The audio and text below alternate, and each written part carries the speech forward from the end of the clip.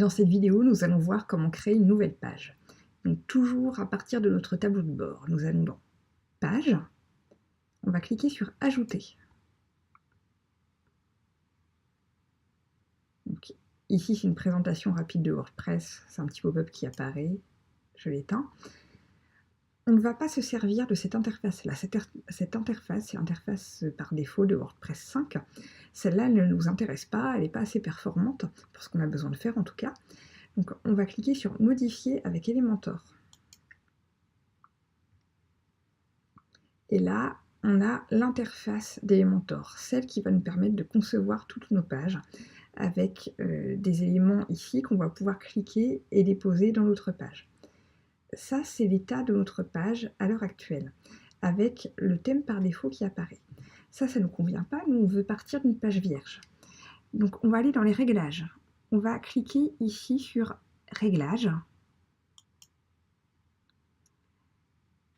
Et on va faire une première chose dans Mise en page. Là, c'est la mise en page par défaut, la mise en page qui vient du thème. On va cliquer sur Elementor Canva.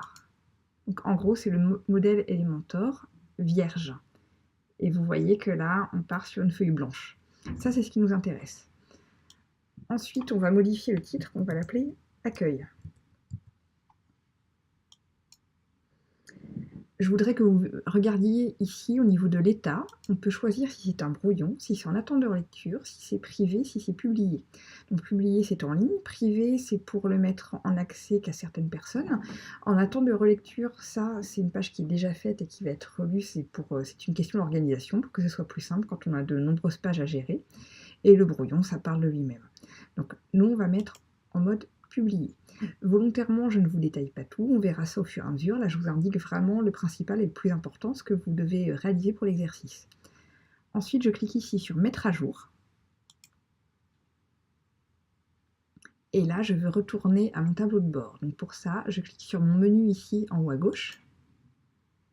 Et j'ai le bouton Retour au tableau de bord.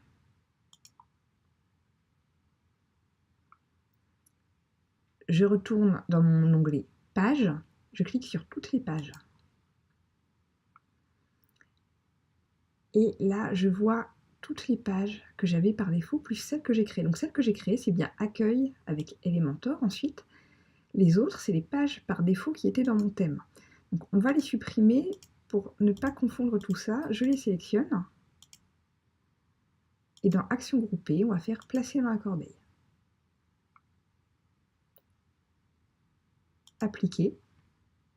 Et là, il me reste bien une page qui a été créée dans Elementor et dont j'ai toutes les informations pratiques, donc qui a fait la page, quand elle a été faite. Et quand je clique sur modification rapide, j'ai également des informations comme l'heure de la publication, le mot de passe, parce qu'on peut donner un accès avec un mot de passe, le modèle et le statut de la page. Voilà pour la création d'une page.